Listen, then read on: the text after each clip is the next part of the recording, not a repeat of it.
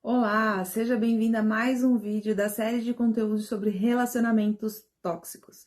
Se você ainda não assistiu os outros vídeos, eu recomendo que volte lá e assista. Eu sou a Lívia e junto com a Marina criamos essa série para quem quer se aprofundar neste assunto. Vamos lá então? Nesse vídeo, a gente vai falar um pouquinho sobre a dor da alma, a violência verbal e psicológica. Você sabe o que é? Quando você ouve falar em violência, o que te vem à cabeça? Será que vem aquela questão de brigas, agressões, pessoas se batendo, criminalidade nas ruas, destruição? E a violência verbal, ela também aparece aí na sua cabeça quando a gente fala disso? Saiba que essa última não significa só falar de forma agressiva, não está relacionada somente com o tom de voz, mas também está diretamente relacionada ao conteúdo das palavras utilizadas nas discussões, ou também no dia a dia, em casa, no trabalho. A gente pode citar também a violência psicológica e emocional, que é a forma como você recebe essas palavras e a maneira de como é tratada. Como tudo isso foi citado, inclusive, não menos importante, a violência emocional, que gera traumas profundos e por isso chamamos de a dor da alma. Mas por que estamos falando de violência se o tema por aqui é relacionamento tóxico? É importante a gente começar falando de alguns conceitos. Para a Organização Mundial da Saúde, o uso intencional da força ou do poder em uma forma de ameaça ou efetivamente contra si mesmo, outra pessoa, grupo ou comunidade que ocasiona ou tem grandes probabilidades de ocasionar lesão, morte, dano psíquico, alteração do desenvolvimento ou privações, são consideradas violência. Já a Unicef, ela diz que relacionamento tóxico faz com que o outro se sinta fragilizado em momentos difíceis, o que gera insegurança ou o torne dependente por conta de um meio de controle utilizada pela outra parte. Então, esse tipo de situação pode envolver várias formas de violência física, psicológica, emocional, financeira, sexual, entre outras. A gente também pode falar aqui de violência do ponto de vista de quem sofre, e ela pode acontecer de três maneiras. Então, quando uma pessoa agride a outra, e pode ser qualquer pessoa, parceiro, alguém da família, ou até mesmo alguém da comunidade, um desconhecido, e esse vai ser o nosso foco aqui. Tem também a violência que pode ser feita para si mesmo, né? Então, um autoabuso, comportamento autodestrutivo ou comportamentos de por fim a própria vida. E tem ainda quando um grupo é agredido, que pode ser uma agressão política, econômica, social. Aqui a gente vai focar nesse primeiro tipo de violência, quando é feito por outra pessoa. E tem mais uma forma de classificar a violência, que é conforme o tipo de violência, que pode ser a violência física, que é a utilização da força física através de atos como golpes, ferimentos, submissões físicas, puxões, empurrões, imobilização. Tem a violência psicológica, que vem por parte de uma opressão psicológica causada por ameaças, humilhações, intimidações. Tem a violência sexual, que vem por imposição de cunho sexual sem o consentimento, com atos de abusos, assédios, estupro, exposição da pessoa à nudez, prática de atos sexuais indesejados. Tem a violência moral, que vem com opressão ou exposição da pessoa, que acontece com difamação, calúnias, chantagens. Então, se aprofundarmos essa lista, ela pode ir muito além, ela pode ser muito maior, mas, de maneira geral, é isso que foi citado por aqui. E assim como as relações tóxicas, a violência pode ocorrer dentro de um relacionamento amoroso. Ela também pode ser cometida por pessoas próximas do seu convívio diário, como no trabalho, que pode envolver família, como os filhos, pais, outros parentes ou pessoas que vivem na mesma casa. E nesse caso, a gente chama de violência doméstica. E aqui cabe um parêntese para a gente falar um pouquinho sobre a violência doméstica.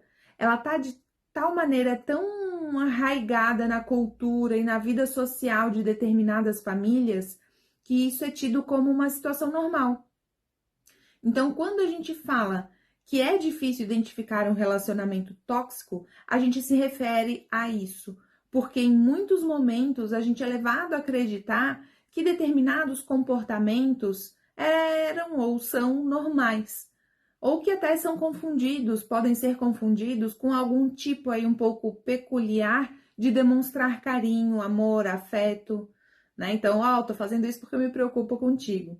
E no ambiente familiar e de trabalho é comum a gente ver a violência verbal e psicológica presente e de uma forma um pouco misturada ali, sobreposta uma com a outra, né? Então, a violência emocional ou psicológica, ela corresponde a um conjunto de atos verbais ou não verbais, isolados ou repetidos, utilizados de forma intencional para causar dano e sofrimento emocional e psicológico à vítima. Então, a violência verbal ela é definida por um comportamento verbal agressivo, caracterizado aí por palavras danosas, que tem intenção de ridicularizar, humilhar, manipular ou ameaçar.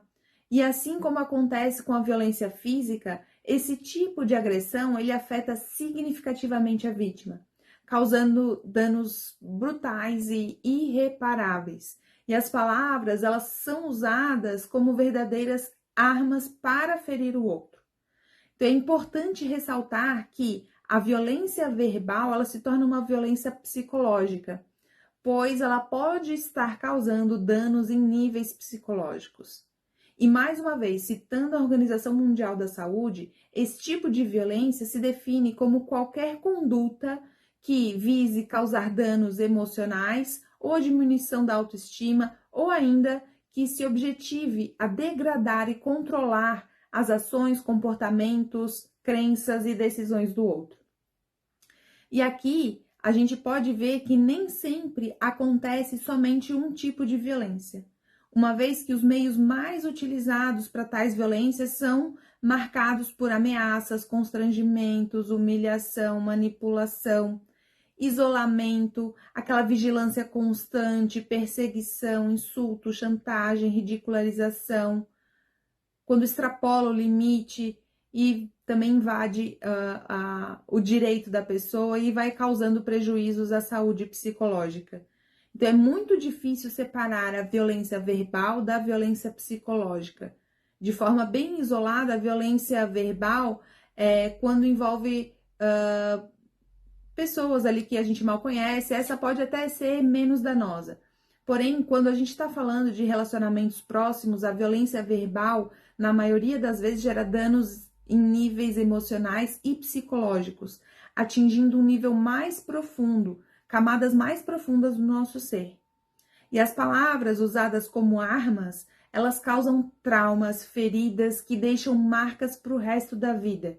E essas cicatrizes, elas vão impactar na forma como você se relaciona com você mesma, na forma como você vai se relacionar com outras pessoas e também com o meio. E agora, a Marina, na verdade, vai falar um pouquinho mais sobre as cicatrizes invisíveis e as marcas de uma agressão não física. Olá, olá! Agora eu vou falar um pouco sobre as cicatrizes invisíveis, né? Que seriam as marcas de uma agressão não física dentro dessa perspectiva do relacionamento tóxico.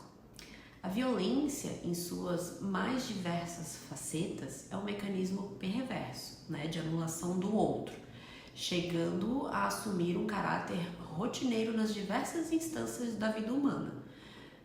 Vai muito além da caracterização física, né? Ela pode deixar marcas existenciais, elas acontecem quando alguém um grupo de pessoas utiliza intencionalmente a força física ou o poder para ameaçar, persuadir, ludibriar, agredir e submeter outras pessoas, privando-as de liberdade, causando algum dano psicológico, emocional, uma deficiência de desenvolvimento.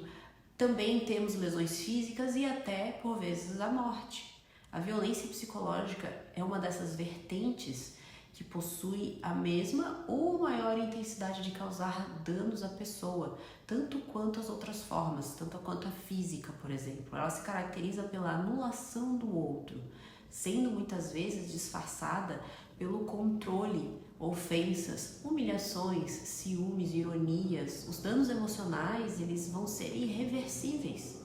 Por apresentar um aspecto de caráter subjetivo, a violência psicológica acaba sendo negligenciada, né? Até mesmo pela própria pessoa violada, que acaba por vezes não compreendendo o seu próprio sofrimento.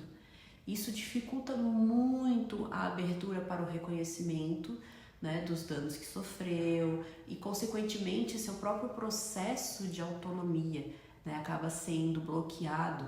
Os sintomas, eles podem ser somatizados, as mudanças na regulação do afeto, dos impulsos, a dissociação, mudanças na identidade, mudanças de percepção do agressor, mudanças nas relações com os outros, na percepção do sentido de vida, gera depressão, que é a constatação mais comum em todos os estudos científicos, né? Esses estudos clínicos de pessoas cronicamente traumatizadas.